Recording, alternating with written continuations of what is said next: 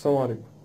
الحاجة النهاردة اتكلم في حاجة جد شوية، مش بعيدا عن فيديوهات الكوميدي والهزار والجو ده. جاي اوصل رسالة معينة. ربنا خلق الدنيا دي طبقات، تمام؟ يعني في ادى كل واحد حاجة محدش يعرف يعملها غيره. كل واحد كده تلاقي ليه منطقة بتاعته، ليه حاجة هو بس اللي بيعرف يعملها او هو اللي متميز فيها. مش معنى ان انت ما بتذاكرش ان انت فاشل. في ناس بتذاكر وبتنجح، وفي ناس بتذاكر وبتجيب مجموع، وفي ناس ما بتعرفش تذاكر خالص، بس ربنا ممكن يكون معوضها بموهبة او بحاجة تانية غير المذاكرة، او غير انه يعرف يذاكر، او غير انه يتميز في الدراسة. الحاجة دي اللي انا جاي اتكلم عليها النهاردة. دلوقتي يعني انا مش فاهم، لو انت مثلا لو مصر كلها جابت 99% في ثانويه عامه، واللي دخل طب واللي دخل هندسه، والبلد كلها دخلت طب وهندسه، والبلد كلها طلعت علماء، مين مثلا هيصلح لك عربيتك؟ مين هيصلح لك مثلا شباك بيتك؟ مين هيصلح لك مش عارف ايه؟ مش هينفع. فطبيعي ان كل واحد ليه المكان بتاعه. احنا بقى عندنا مشكله اللي احنا بنقلل من حجم اي حد مش شاطر في الدراسه، او الدراسه بالنسبه له حاجه صعبه.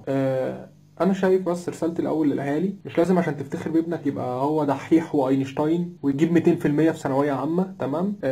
ممكن يبقى عنده موهبه، لو انت اشتغلت عليه ونميتها له هتفتخر بيه برضه، هيشرفك وهيبقى حاجه كبيره جدا في المستقبل. يعني انت مثلا تروح تقول والدك مثلا، تقول له بابا انا والله بحب العب كوره، وانا بعرف العب كوره، انا بعرف امثل، او اي هوايه، وبعرف اغني، اي حاجه. يقول لك يا ابني اقعد ذاكر، اقعد ذاكر يا ابني، انت هتفشل ولا ايه؟ اولا الدراسه مالهاش علاقه بالفشل. يقول لك ده انا لما كنت في ايامك كنت بجيب 500%. انت كذاب اصلا. وبص يعني زمان اللي كان بيجيب 80% كانوا بيبنوا له تمثال، ففكك من الجو ده. فانا مش عارف يعني احنا ليه بنقيس الفشل بالتعليم عامه.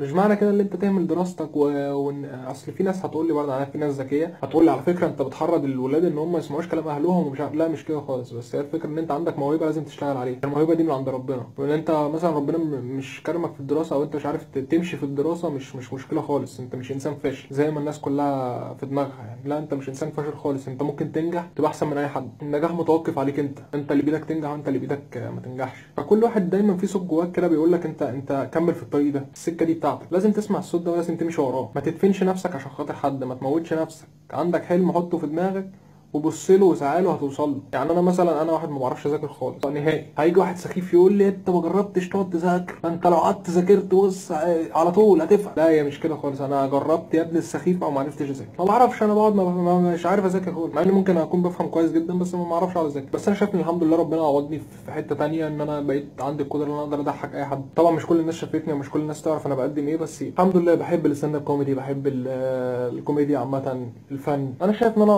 اقدر اضحك حد. وان انت تقدر تضحك حد مصري اللي هم اصلا بيقولوا عليه اخف دم في العالم، واللي هو شايل طالع عين ابوه في الارض، شايل هم الدنيا، انا ده بالنسبه لي انجاز وحاجه تشرفني. وانا شايف نفسي ناجح. مستني حد يقول لي انت فاشل ولا لا. انت اي حد يجي يقول لك فاشل، بص مش تدخل من هنا وتطلع من هنا. لا، انت ما تدخلش من هنا اصلا، ولا هوا ولا كانه جه. اقسم بالله ولا كانه جه. كمل في طريقك عادي جدا. فانا شايف ان انا ان دي حاجه بالنسبه لي انا ربنا عوضني فيها، بما ان انا مش كويس في الدراسه. دي اول نقطه. تاني نقطه بقى الكلمه، او تاني رساله للناس اللي هي في سني، او الناس اللي اكبر مني، او اي حد عنده حلم عامه او موهبه، اشتغل عليها.